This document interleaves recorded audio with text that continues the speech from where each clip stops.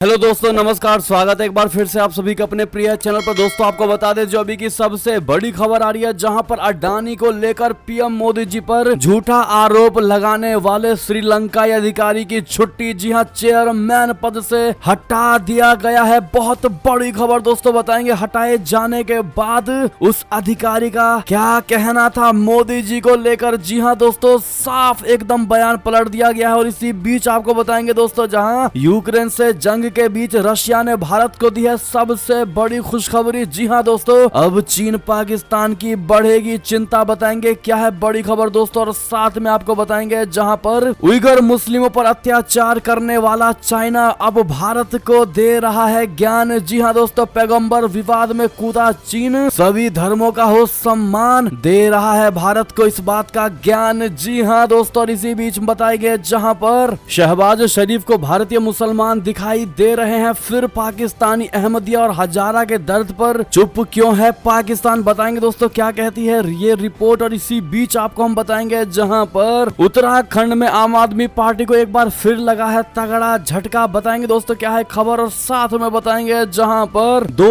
और बड़े बैंकों ने दिया अपने ग्राहकों को झटका। जी हाँ दोस्तों, बताएंगे इस बात को लेकर दोस्तों, और वो कौन से दो बैंक है दोस्तों। तो हर तरह की जानकारी हम आपको भी बताने वाले हैं, तो आराम से बने रहेगा वीडियो के अंत तक। और अभी खबरों में आगे बढ़ने से पहले हमेशा की तरह मानते हैं कि मोदी जी है तो हर चीज संभव है। भारतीय सेना है तो अपना देश गर्व से जी रहा है और आपको भी भारतीय होने पर शान है। और मानते हैं दोस्तों कि भारत देश नंबर 1 देश और भारत की विदेश नीति सबसे बेस्ट और सबसे टॉप की है। तो इस वीडियो को भी कर दीजिए लाइक, चैनल को कर दीजिए सब्सक्राइब, बेल आइकन दबाइए, साथ ही कमेंट बॉक्स में लिख दीजिएगा जय हिंद। जी हाँ दोस्तों, तो चलते हैं पहली और सबसे बड़ी खबर की तरफ, जहाँ अडानी को लेकर पीएम मोदी जी पर झूठा आरोप लगाने वाले श्रीलंकाई अधिकारी की कर दी गई है छुट्टी। जी हां, चेयरमैन पद से हटा दिया गया है। बहुत बड़ी खबर दोस्तों, श्रीलंका में अडानी ग्रुप की परियोजनाओं को लेकर प्रधानमंत्री नरेंद्र मोदी जी पर झूठा आरोप लगाने वाले श्रीलंका के सिलोन बिजली बोर्ड के चेयरमैन ने इस्तीफा दे दिया है दोस्तों। एमएमसी फर्निनेंडो एक संसदीय समिति के सामने दावा किया था दोस्तों कि पीएम मोदी जी ने श्रीलंका में अडानी समूह की एक परियोजना को लेकर मंजूरी देने के लिए श्रीलंका के राष्ट्रपति गोटाबाया राजपक्षे पर दबाव डाला था। फर्डिनेंडो के इस दावे के बाद श्रीलंका में बवाल मच गया था दोस्तों। खुद राष्ट्रपति गोटाबाया राजपक्षे ने इन आरोपों का जोरदार तरीके से खंडन किया था, जिसके बाद फर्डिनेंडो ने अपने बयान को वापस लेते हुए सार्वजनिक तौर पर माफी मांगी थी। जी हां दोस्तों, श्रीलंका के बिजली और ऊर्जा मंत्री कंचना विजयसेकेरा ने सोमवार दोपहर एक ट्वीट में कहा कि मैंने सिलोन इलेक्ट्रिसिटी बोर्ड के चेयरमैन एमएमसी फर्डिनेंडो के मुझे दिए गए इस्तीफे को स्वीकार कर लिया है। उपाध्यक्ष नलिंडा इलांगकून सीईबी ने के नए अध्यक्ष के रूप में कार्यभार संभालेंगे। पद से हटाए गए सीईबी चेयरमैन एमएमसी फर्डिनेंडो का दावा एक अक्षय ऊर्जा परियोजना से संबंधित था, जिसे सीईबी ने मार्च 2022 में श्रीलंका के उत्तरी प्रांत के मन्नार और पुनरीन में अडानी समूह के साथ एग्जीक्यूट करने पर सहमति व्यक्त की थी। जी हाँ दोस्तों, आपको बता दें जहां पर श्रीलंका में सीईबी अफसर के इस्तीफे के बाद दोस्तों उसने क्या बयान दिया। उन्होंने कहा मुझे मोदी जी पर आरोप लगाने के लिए मजबूर किया गया था। जी हां दोस्तों, श्रीलंका में सिलोन इलेक्ट्रिसिटी बोर्ड के अध्यक्ष एमएमसी फर्डिनेंडो ने अपने पद से इस्तीफा देने के बाद दोस्तों उन्होंने कहा कि उन्हें पीएम मोदी जी का नाम लेने के लिए मजबूर किया गया था। जी हाँ दोस्तों, इस पर जांच जारी। आखिर किसने उनको मजबूर किया था दोस्तों पीएम मोदी जी पर झूठा आरोप लगाने के लिए और PM Modi ji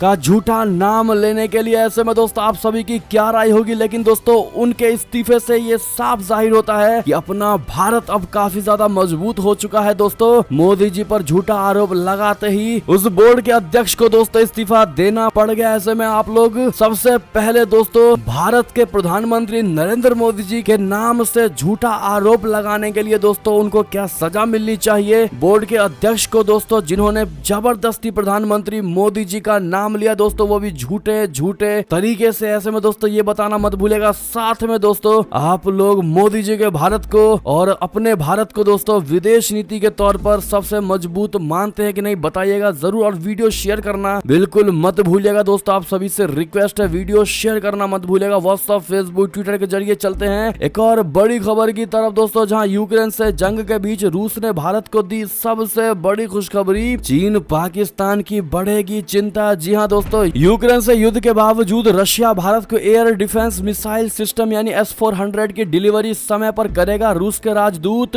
Denis Alipov ने यह जानकारी देते हुए बताया है कि रूस द्वारा भारत को तय समय के मुताबिक S-400 सिस्टम की डिलीवरी अच्छी तरह से हो रही है। रूस के राजदूत का यह बयान ऐसे वक्त पर आया दोस्तों जब ये चिंता जताई जा रही थी कि यूक्रेन पर सैन्य कार्रवाई के चलते रूस द्वारा भारत में सप्लाई होने वाले सैन्य उपकरणों की आपूर्ति में देरी हो सकती है। अलीपोव ने कहा कि S-400 प्रणाली की आपूर्ति तय कार्यक्रम के मुताबिक अच्छी तरह से आगे बढ़ रही है। जी हां दोस्तों, राजदूत ने भारत और रूस के बीच राजनयिक संबंधों की स्थापना के 75वें साल होने के मौके पर रशिया डाइजेस्ट पत्रिका में लिखी एक प्रस्तावना में यह टिप्पणी की है। उन्होंने कहा कि आज का रूस भारत सहयोग दुनिया के सबसे विस्तृत सहयोगों में से एक है। अलीपोव ने प्रस्तावना में कहा कि रूस और भारत उन प्रमुख पहल को सफलता पूर्वक लागू करना जारी रखे हुए हैं जो सहयोग को अद्वितीय बनाते हैं। जी हां दोस्तों, यानी कि रशिया ने दोस्तों भारत को air defence missile system S-400 की डिलीवरी समय पर देने की सबसे बड़ी घोषणा कर दी है दोस्तों, जिसके बाद पूरे चीन और पाकिस्तान के महकमे में चिंगारी उठती नजर आ रही है। दोस्तों ऐसे में आपकी क्या राय होगी? रशिया को आप लोग थैंक यू कहना मत भूलिएगा। दोस्तों चलते अगली खबर की तरफ, जहां पर उइगर मुस्लिमों पर अत्याचार करने वाला चीन भी अब कूदा पैगंबर विवाद में दोस्तों और देने लगा भारत को ज्ञान, कहने लगा कि सभी धर्मों का सम्मान करना चाहिए भारत को। जी हां दोस्तों, पैगंबर मोहम्मद पर बीजेपी के दो पूर्व नेताओं की कथित विवादास्पद टिप्पणी को लेकर चल रहे विवाद में अब चीन भी कूद गया है दोस्तों और उसने उम्मीद जताई है कि इस घटना से समुचित ढंग से निपटा जा सकता है। चीन ने कहा है कि वो मानता है कि विभिन्न सभ्यताओं, विभिन्न धर्मों को एक दूसरे का सम्मान करना चाहिए और समान स्तर पर सह अस्तित्व में रहना चाहिए। जी हां दोस्तों, भारतीय जनता पार्टी यानी बीजेपी नेताओं द्वारा की गई कथित टिप्पणियों के खिलाफ हो रहे प्रदर्शन को लेकर सरकारी चीनी मीडिया द्वारा पूछे गए एक सवाल के जवाब में चीनी विदेश मंत्रालय के प्रवक्ता वांग वेनबी ने कहा कि हमने प्रासंगिक खबरों पर गौर किया है, हमें उम्मीद है कि संबंधित घटना से ठीक से निपटा जा सकता है। उन्होंने कहा कि अहंकार और पूर्वाग्रह को त्यागना महत्वपूर्ण है और सभी को एक दूसरे के धर्मों का सम्मान करना चाहिए। यानी कि दोस्तों उइगर मुसलमानों पर अत्याचार करता है चाइना दोस्तों और भारत को ज्ञान देने की कोशिश कर रहा है। जी हाँ, गौरतलब है कि चीन अपने शिनजियांग प्रांत में उइगर मुसलमानों के खिलाफ बड़े पैमाने पर कार्रवाई के गंभीर आरोपों का सामना कर रहा है दोस्तों। हालांकि चीन इन आरोपों को खारिज करता है। चीन उन्हें रोजगार की ट्रेनिंग के तौर पर बताता है, लेकिन दोस्तों सच्चाई क्या है वो पूरी दुनिया जानती है दोस्तों। और ऐसे में अब चाइना का भारत को ज्ञान आप किस नजरिए से देखते हैं दोस्तों? क्या आप चाइना के इस ज्ञान को चाइना को ही अप्लाई करना चाहिए दोस्तों? आप लोग क्या कहते हैं बताइएगा जरूर, और क्या जवाब देना चाहेंगे चाइना को बताना मत भूलिएगा। और वीडियो जिन्होंने अभी तक लाइक नहीं किया प्लीज लाइक कर दीजिएगा और जो लोग नए हैं चैनल पर सब्सक्राइब करके बेल आइकन दबा दीजिएगा। दोस्तों अगली खबर की बात करें, जहां पर शहबाज शरीफ को भारतीय मुसलमान दिखाई तो दे रहे हैं, फिर पाकिस्तानी अहमदिया और हजारा के दर्द पर चुप क्यों है? जी हाँ दोस्तों, पाकिस्तान के प्रधानमंत्री शहबाज शरीफ को इन दिनों भारतीय मुसलमानों की चिंता सबसे ज्यादा सता रही है दोस्तों और इसी कारण उन्होंने दावा किया है कि भारत में मुसलमानों को दबाया जा रहा है। शहबाज शरीफ ने ट्वीट में लिखा है कि भारत ने भारतीय मुसलमानों को अपने अधीन करने के लिए क्रूर और दमनकारी तंत्र को खोल दिया है। उन्होंने दावा किया है कि भारत की पूरी योजना मुसलमानों को राजनीतिक, आर्थिक और सांस्कृतिक रूप से हाशिए पर डालने की है। भारत के खिलाफ इतना जहर उगलने वाले पाकिस्तान के नए नवेले प्रधानमंत्री को अपने देश में अल्पसंख्यक मुसलमानों का दर्द बिल्कुल नहीं दिखाई दे रहा दोस्तों और यही कारण है कि मुसलमान होने के बावजूद अहमदिया और हजारा मुस्लिम पाकिस्तान में दोयम दर्जे के नागरिक के रूप में जीवन जी रहे हैं। बहुत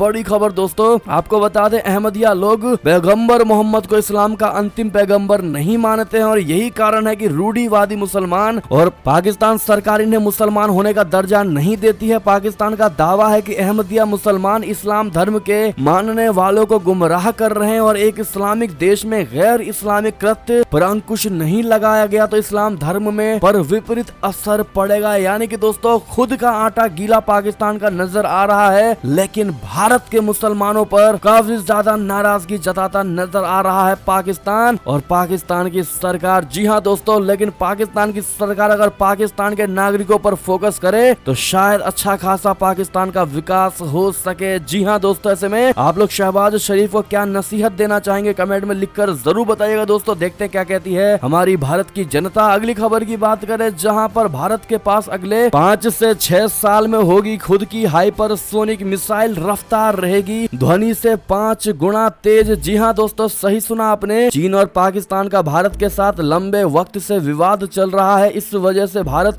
खुद की रक्षा क्षमताओं को तेजी से बढ़ा रहा है। दोस्तों, अब भारत रूस defence joint venture BrahMos aerospace ने दावा किया है दोस्तों कि वो हाइपरसोनिक मिसाइल बनाने में सक्षम है। आने वाले 5 से 6 सालों में भारत के पास अपनी हाइपरसोनिक मिसाइल होगी। भारत की आजादी के 75 साल पूरे होने पर ब्रह्मोस एरोस्पेस ने सिल्वर जुबली ईयर समारोह की शुरुआत की। इस दौरान ब्रह्मोस एरोस्पेस के सीईओ और एमडी अतुल राणे ने कहा कि ब्रह्मोस एरोस्पेस हाइपरसोनिक मिसाइल बनाने में सक्षम है। 5 से 6 वर्षों में हम अपनी पहली हाइपरसोनिक मिसाइल बना लेंगे। ऐसे में दोस्तों डीआरडीओ को ऑल द बेस्ट कहना आप लोग बिल्कुल मत भूलिएगा। चलते हैं अगली खबर की तरफ जहां पर भारत का दूसरा सबसे बड़ा तेल आपूर्तिकर्ता बना रशिया। जी हां, सऊदी अरब को छोड़ा पीछे। बहुत बड़ी खबर, रशिया द्वारा यूक्रेन पर हमला करने को लेकर उसे अमेरिका सहित अन्य पश्चिमी देशों द्वारा लगाए गए तमाम तरह के प्रतिबंधों का सामना करना पड़ रहा है। दोस्तों, इसके बावजूद इराक के बाद अब रूस भारत का दूसरा सबसे बड़ा तेल आपूर्तिकर्ता देश बन गया है। दोस्तों, अंतरराष्ट्रीय मीडिया रिपोर्ट्स के मुताबिक बीते मई में रूस सऊदी अरब को पीछे करते हुए भारत का दूसरा सबसे बड़ा तेल आपूर्तिकर्ता बन गया है। आपको बता दें कि अभी भी इराक इस मामले में नंबर 1 पर बना हुआ है। जी हाँ दोस्तों, आपको बता दें ये रिकॉर्ड ऐसे समय में बना है जब रूस यूक्रेन पर हमले के कारण पश्चिमी मुल्कों की ओर से लगाए गए कठोर प्रतिबंधों का सामना कर रहा है। अमेरिका समेत अन्य पश्चिमी देशों द्वारा लगाए गए प्रतिबंधों के कारण रूस को तेल की कीमतों में रियायत तक देनी पड़ी है। यूक्रेन संघर्ष के कारण दुनिया के अधिकांश देशों ने रूस पर प्रतिबंध लगाए हैं। कई देशों ने उससे तेल और गैस लेना भी बंद कर दिया है। ऐसे में भारत ने रूस से सस्ता तेल खरीदने का फैसला लिया था। तमाम प्रतिबंधों के बावजूद रूस अपना तेल बेचने में पूरी तरह सफल रहा। जी हाँ दोस्तों, अगली खबर की बात करें जहां पर बांग्लादेश का बड़ा बयान आया है। दोस्तों, पैगंबर मामले विवाद पर, जहां पैगंबर पर टिप्पणी हमारे लिए मसला नहीं, ये भारत का आंतरिक मामला है। जी हाँ दोस्तों, बहुत अच्छी बात कही है बांग्लादेश ने। जी हाँ, भाजपा की प्रवक्ता रही नुपुर शर्मा और नवीन जिंदल की ओर से पैगंबर मोहम्मद पर टिप्पणी को बांग्लादेश के वरिष्ठ मंत्री ने भारत का आंतरिक मामला बताया है। दोस्तों, देश के सूचना एवं प्रसारण मंत्री हसन महमूद ने ये टिप्पणी ऐसे वक्त में की है दोस्तों जब सऊदी अरब, ईरान समेत कई देशों ने इस पर तीखी प्रतिक्रिया दी है और भारत सरकार से कार्रवाई की मांग की थी। जी हाँ दोस्तों, बांग्लादेश के मंत्री ने कहा है कि ये बांग्लादेश में कोई बड़ा मसला नहीं है। इसके साथ ही इन्होंने उन आलोचनाओं को भी खारिज कर दिया है दोस्तों कि बांग्लादेश की सरकार इस मसले पर कोई समझौता कर रही है। आपको बता दें कि ढाका में भी कुछ संगठनों ने इस मसले पर 10 जून को विरोध प्रदर्शन किए थे। बहुत बड़ी खबर, उन्होंने कहा कि हम भारत सरकार की ओर से इस मसले पर लिए गए एक्शन का स्वागत करते हैं। अगली बड़ी खबर की बात करें दोस्तों, जहां पर बांग्लादेश से दिल्ली एयरलिफ्ट किया गया कश्मीर का छात्र, पीएम मोदी ने खुद संभाला था मोर्चा। बहुत बड़ी खबर दोस्तों, केंद्र सरकार ने जम्मू कश्मीर के एक एमबीबीएस छात्र को सोमवार को विशेष इलाज के लिए बांग्लादेश से एयरलिफ्ट किया। भाजपा नेता रविंदर रैना ने कहा कि एक दुर्घटना में गंभीर रूप से घायल होने के बाद बांग्लादेश के एक अस्पताल में इलाज करा रहे जम्मू कश्मीर के एमबीबीएस छात्र को एयरलिफ्ट करके नई दिल्ली के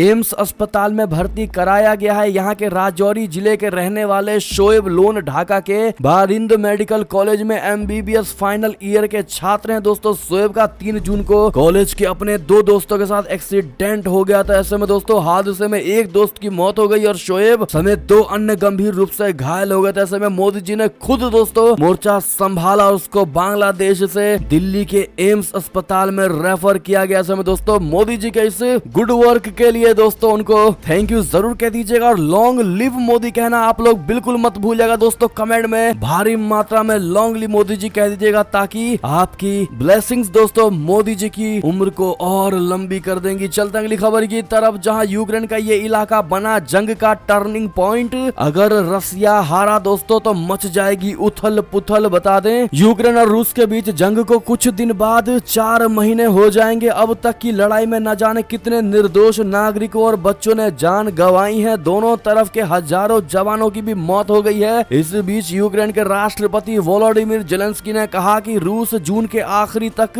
40,000 से अधिक सैनिकों को खो सकता है। जी हां, एएनएस की रिपोर्ट के मुताबिक रविवार को एक वीडियो संबोधन में राष्ट्रपति ने कहा कि रूसी सेना डोनबास में रिजर्व सैनिकों को तैनात करने की कोशिश कर रही है, लेकिन वे अभी किस रिजर्व की बात कर सकते हैं। जून में रूसी नुकसान 40,000 सैन्य कर्मियों से अधिक हो सकता है। उन्होंने कई दशकों में किसी भी युद्ध में इतने सैनिकों को नहीं खोया है। जी हाँ दोस्तों, तो वहीं एपी की रिपोर्ट में कहा गया कि रूस हर दिन यूक्रेन के डोनबास क्षेत्र में बिना रुके हमले कर रहा है और अपने पड़ोसी देश के औद्योगिक क्षेत्र को कब्जे में लेने के लिए धीमी रफ्तार ही सही लेकिन लगातार आगे बढ़ रहा है। यूक्रेन में रूसी हमला करीब 4 महीना पहले शुरू हुआ था और डोनबास की स्थिति पूरे युद्ध के परिणाम को प्रभावित कर सकती है। जी हाँ दोस्तों, अगर रूस डोनबास को कब्जे में ले लेता है तो इसका मतलब होगा कि यूक्रेन न केवल अपनी जमीन बल्कि शायद अपने सबसे सक्षम सैन्य बलों का एक बड़ा हिस्सा भी खो देगा। दोस्तों, इससे रूस के लिए और क्षेत्र पर कब्जा करने की राह भी खुलेगी और वो यूक्रेन के आगे कई तरह की शर्तें भी रख सकता है। बहुत बड़ी खबर दोस्तों। साथ ही आपको बता दें, जहां ब्रिटेन का बहुत बड़ा दावा, बौखलाया रूस महाविनाशक हथियार कर रहा इस्तेमाल, KH-22 मिसाइलें दाग रहा है। जी हाँ दोस्तों, पारंपरिक व रणनीतिक सैन्य ताकत के लिहाज से भले ही रूस का पलड़ा भारी हो, लेकिन 3 महीने से ज्यादा खिंच चुके इस युद्ध में अब तक यूक्रेन उसे कड़ी चुनौती देता आया है। दोस्तों, यूक्रेनी व पश्चिमी आकलनों के मुताबिक रूस को भारी नुकसान उठाना पड़ा है। बौखलाहट में अब रूस महाविनाश के हथियारों का इस्तेमाल कर रहा है। शनिवार को ब्रिटेन के रक्षा मंत्रालय ने बताया है कि रूसी सेना भारी तबाही मचाने वाले घातक हथियारों का इस्तेमाल बढ़ाने की योजना बना रही है। बहुत बड़ी खबर दोस्तों। चलते अगली बड़ी खबर की तरफ, जहां पर सड़ा बताकर भारत का गेहूं ठुकराने वाले तुर्की की खुली पोल चल रहा था बहुत बड़ा चाल। जी हाँ दोस्तों, भारत से तुर्की और मिस्र भेजी गई गेहूं की खेप के ठुकराए जाने का मामला लगातार सुर्खियों में बना हुआ है। तुर्की ने भारत के गेहूं में रूबेला वायरस होने की शिकायत की थी। इसके बाद गेहूं की इस खेप के इजराइल के बंदरगाह पर भी फंसे होने की रिपोर्ट आई। जी हाँ, इस गेहूं को तुर्की भेजने वाली कंपनी ITC के एग्रो बिजनेस विभाग के CEO का बयान आया है दोस्तों, जिसमें उन्होंने गेहूं के खराब होने की खबरों से पूरी तरीके से इनकार कर दिया है। दोस्तों, कंपनी के एग्रो बिजनेस विभाग के CEO रजनीकांत राय ने कहा है कि उन्होंने गेहूं की जो खेप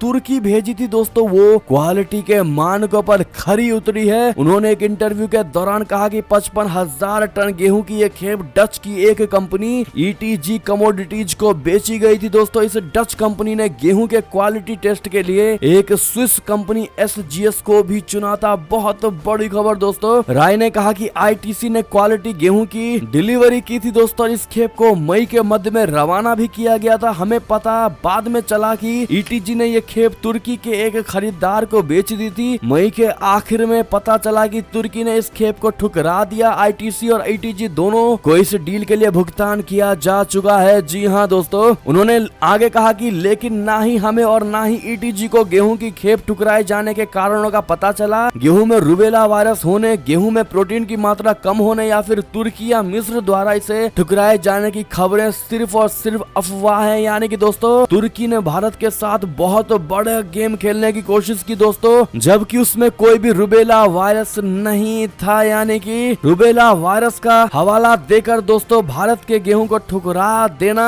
तुर्की की ये चाल दोस्तों क्या हो सकती है, अभी इसका कोई पता नहीं चल पाया है। लेकिन दोस्तों, जैसे ही पता चलता है सबसे पहले आपको बताते हैं। आपको क्या लगता है दोस्तों, गेस करके जरूर बताइएगा, आखिर इतना बड़ा गेम भारत के साथ तुर्की ने क्यों खेला। जी हाँ दोस्तों, अगली बड़ी खबर की बात करें, जहां पर क्या गेहूं के बाद अब चावल का निर्यात भी बैन करेगी मोदी सरकार। फूड सेक्रेटरी ने दिया है ये जवाब, हम आपको बताते हैं दोस्तों। गेहूं के बाद अब कुछ लोग ये अनुमान लगा रहे हैं कि इस तरह का बैन चावल पर भी लगाया जा सकता है। क्या भारत सरकार भी चावल का निर्यात रोक देगी? फूड सेक्रेटरी सुधांशु पांडे ने इस पर सफाई दी है दोस्तों। द मिंट की रिपोर्ट के मुताबिक पांडे जी ने कहा, हमारे पास चावल का पर्याप्त स्टॉक है, इसलिए ऐसा कोई प्लान नहीं है। आपको बता दें कि भारत दुनिया में चावल का सबसे बड़ा निर्यातक है। कई देश पूरी तरह से भारतीय चावल पर निर्भर है। अगर भविष्य में किन्हीं कारणों से बैन लगाया जाता है तो इन देशों पर काफी दबाव पड़ेगा, क्योंकि युद्ध के कारण ये देश पहले ही बढ़ती महंगाई से जूझ रहे हैं। अगली बड़ी खबर की बात करें दोस्तों, जहां पर यरूशलेम की अल-अक्सा मस्जिद में हिंदुओं के खिलाफ नफरत भरा भाषण, पाकिस्तान से हमले की है अपील। जी हां दोस्तों, पैगंबर मोहम्मद पर विवादित टिप्पणियों को लेकर अब विरोध के सुर फिलिस्तीन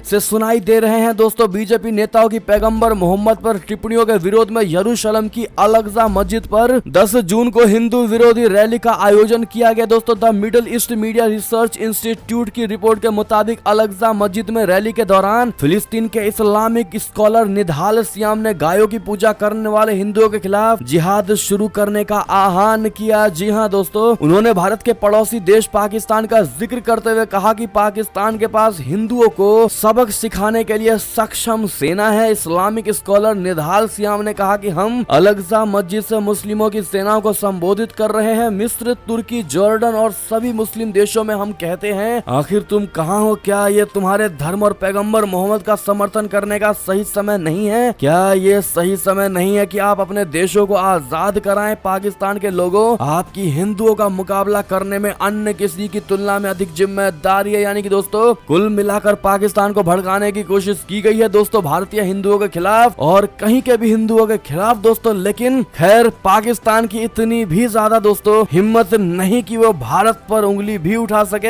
हमला करना तो दूर की बात, लेकिन दोस्तों जिस प्रकार से हिंदुओं के प्रति दोस्तों इन मुस्लिम देश में द्वेष की भावना है दोस्तों, इसको आप किस नजरिए से देखते हैं? क्या आपको नहीं लगता आने वाला समय काफी ज्यादा कठिन होने वाला है दोस्तों? बताइएगा जरूर। और ऐसे नेताओं को, ऐसे धर्म गुरुओं को क्या सजा मिलनी चाहिए दोस्तों? बताइएगा जरूर। चलते हैं अगली खबर की तरफ, जहां पर पाकिस्तान में चीनी नागरिकों पर हमले करो बंद, बीजिंग के पाकिस्तानी सेना प्रमुख बाजवा को बड़ी चेतावनी। जी हाँ दोस्तों, चीन ने पाकिस्तान में उसके नागरिकों पर हो रहे हमलों का कड़ा ऐतराज जताया है। बीजिंग ने पाकिस्तान के सेना प्रमुख जनरल कमर जावेद बाजवा से बलूचिस्तान क्षेत्र में चीन पाकिस्तान आर्थिक गलियारे परियोजनाओं पर काम कर रहे अपने नागरिकों पर हमले रोकने के लिए कहा है। दोस्तों मालूम हो कि पाकिस्तान में चीनी नागरिकों को लगातार निशाना बनाए जाने के बीच इस्लामाबाद पुलिस ने केंद्रीय पुलिस कार्यालय में कर्मचारियों और रसद के साथ विदेशी सुरक्षा सेल स्थापित करने का फैसला किया है। बहुत बड़ी खबर। बैठक में बलूच समूह की ओर से चीनी नागरिकों पर हमलों पर भी चर्चा की गई है। जी हाँ दोस्तों, चलते अगली खबर की तरफ, जहां पर उत्तराखंड में आम आदमी पार्टी को एक बार फिर बड़ा झटका लगा है। प्रदेश अध्यक्ष दीपक बाली ने दिया बड़ा इस्तीफा। जी हाँ दोस्तों,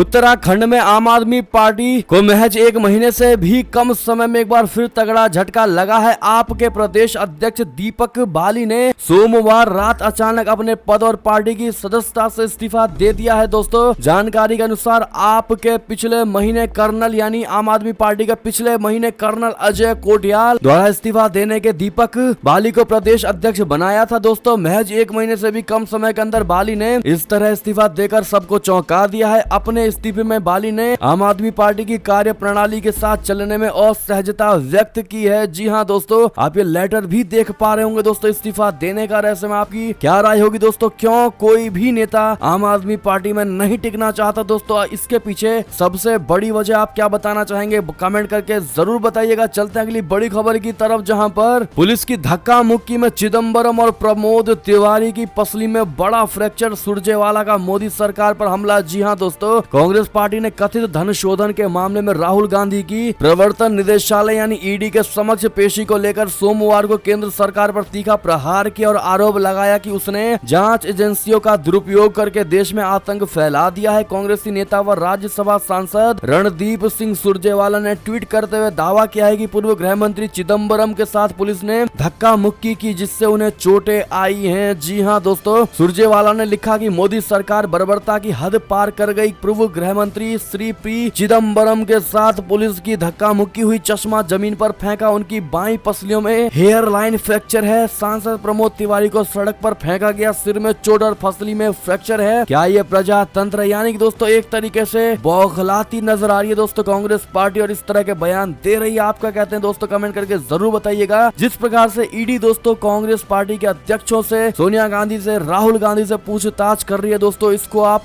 किस नजरिए से देखते हैं दोस्तों? कमेंट करके जरूर बताइएगा। अगली बड़ी खबर की बात करें दोस्तों, जहां पर दो और बड़े बैंकों ने दिया अपने ग्राहकों को झटका, ब्याज दरों में किया 20 बेसिस पॉइंट तक का इजाफा। जी हां दोस्तों, रिजर्व बैंक ऑफ इंडिया के रेपो दरों में इजाफा करने के बाद कई बैंक ने ब्याज दरों में बढ़ोतरी करते हुए कर्ज महंगा कर दिया है। अब इस सूची में दो और बड़े बैंकों का नाम जुड़ गया है दोस्तों। दोस्तों, जी हाँ, बैंक ऑफ बड़ौदा और यूनियन बैंक ऑफ इंडिया ने मार्जिनल कॉस्ट लेंडिंग रेट में 10 से 20 बेसिस पॉइंट की वृद्धि की है, यानी इन बैंक से कर्ज लेना अब महंगा होगा। जी हाँ, रिपोर्ट के मुताबिक बैंक ऑफ बड़ौदा ने MCLR को दर को बढ़ाकर 7.5% कर दिया है। ये बढ़ी हुई दरें 12 जून से प्रभावी मानी जाएंगी, जबकि यूनियन बैंक ऑफ इंडिया ने बड़ी बढ़ोतरी करते हुए एक साल के लिए MCLR दर को बढ़कर 7.45% कर दिया है। नई दरें 11 जून 2022 से लागू होंगी। और इसी बीच दोस्तों, ये थी अब तक की सारी बड़ी खबरें। आपको हमारी खबर कैसी लगी? आशा करता हूँ बहुत अच्छी लगी होगी दोस्तों। अगर थोड़ी भी अच्छी लगी है तो इस वीडियो को अभी अपने भाई बंधुओं में व्हाट्सएप, फेसबुक, ट्विटर के जरिए पूरे भारत में शेयर करना बिल्कुल मत भूलिएगा दोस्तों। और अभी कर दीजिए इस वीडियो को लाइक,